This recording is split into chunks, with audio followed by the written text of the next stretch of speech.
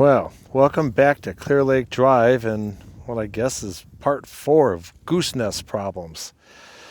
This isn't going to be a short, obviously, because this is not a short solution to a problem that the geese created for themselves. That I can't get them to be as smart as people, but they're pretty smart anyway.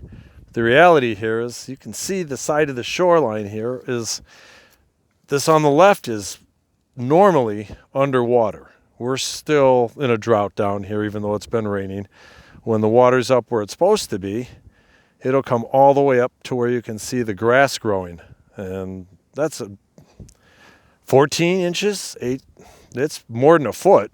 And the reality of it all is she built the nest here right on the edge of the bank, and the bank's tapered and they fell off. She probably was climbing off the nest to go in the water or climbing back in to the nest and got her feet and rolled them all out. The nest used to be higher up on the other side. Actually, right there. And I'm wearing earbuds with a microphone on so that even with the wind it stays kind of clear. My goal is to let her keep this spot she has here, but dig it out a little bit higher, take the dirt and bank it up a little bit more so when the water comes up, if it does, the overflow will keep it from flooding the nest. My overflow pipe will manage that. But we got to keep her from doing this again. They'll go ahead and start all over again, and it'll take them a while to help them. They're on the other side of the pond now. She's eating. Normally, once she starts incubating the eggs, she'll get up once or twice a day to eat, but she doesn't eat a lot, hardly at all. She spends that whole 30 some odd days plus, 31, 32, up to 35, incubating those eggs and hardly eating anything. She loses a lot of nutrition laying the eggs and producing the eggs, and then she loses more body weight nutrition by not eating and incubating. Then she goes on a feeding frenzy when they're born, walking around and following her, and they're guarding and protecting them. Well, I've gone ahead and put some 16% protein crumbles out that I feed the chickens. That'll help build her back up. She'll get ready and they'll do it all again, and then hopefully she won't screw it up and have this problem, or the raccoons will get in here, or a coyote. The coyotes before have come in and grabbed the hen at the time off the nest years ago, and the raccoons ate the eggs, and that was it. So I hope you watch my short so you can see that the female I have is from this locality, and she was netted and banded in 2017. So she's getting to be pretty old, and she still had 7 eggs in this nest. She may not lay 7 eggs again, maybe 3 or 4, or maybe 7, who knows.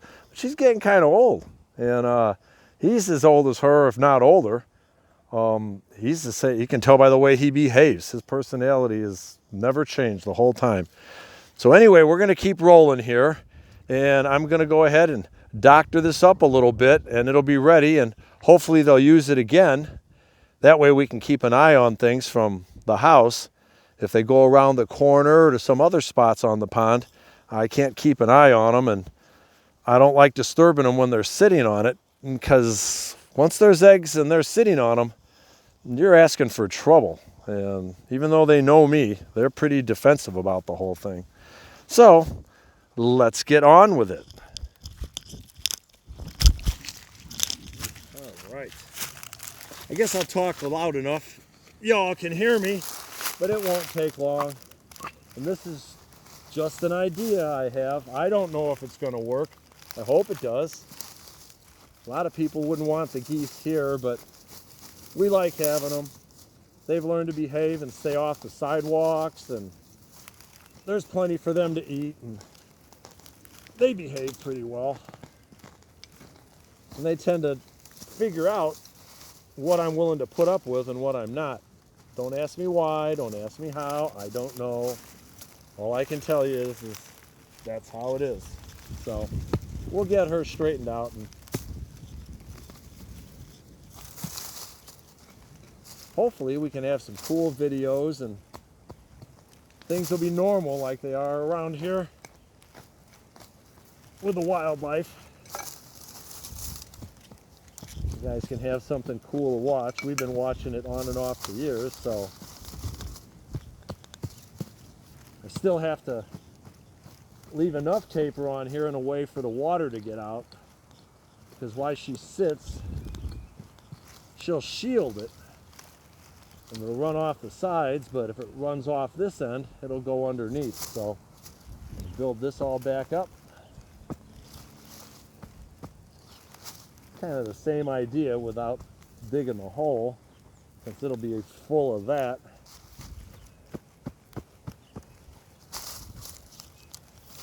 Oh, as digging a trench around your camping tent, so when it rains, the water gets in the trench and runs out. Leave it a little high in the center. So this all down here. And there's a hole there from a crayfish. I don't want to remove too much of the grass, and that actually holds the soil there. Put this in here. There we go. That'll help.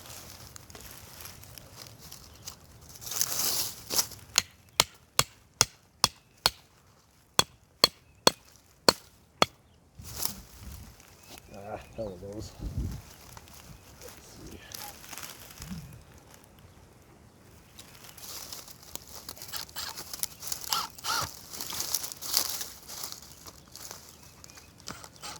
This is not an advertisement for Milwaukee Tools.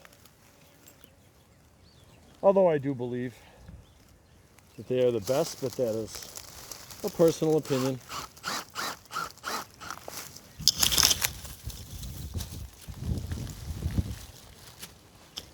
Hopefully I won't be sorry that I'm not wearing my glove. Get a sliver.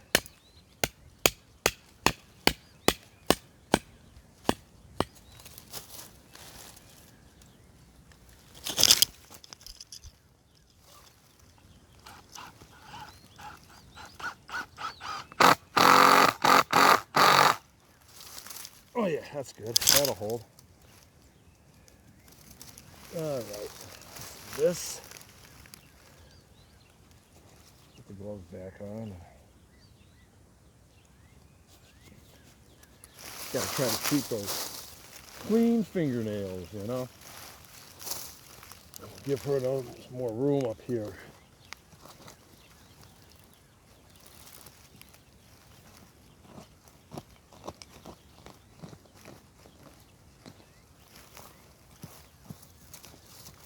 Let's.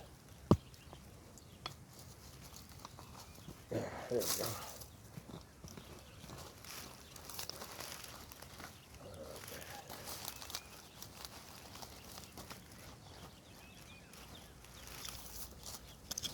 I hope they appreciate this, because let's face it,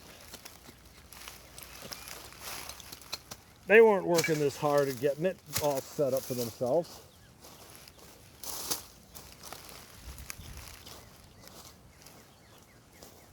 A little dirt in here to hold it.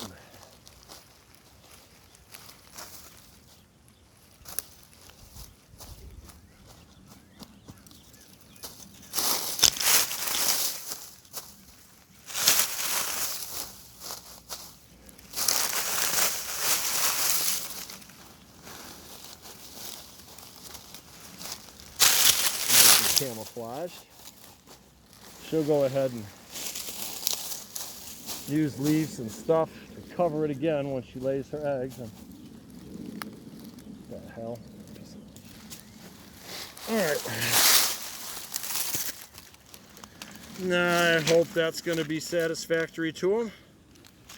Now all we can really do is wait. And let's see. Show you something even more interesting. I'm going to have to make a little adjustment here, loosen things up. Let's turn around.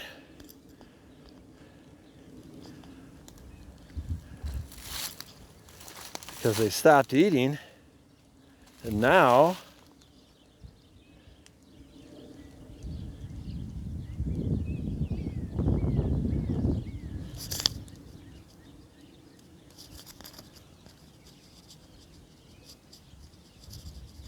I'm being watched.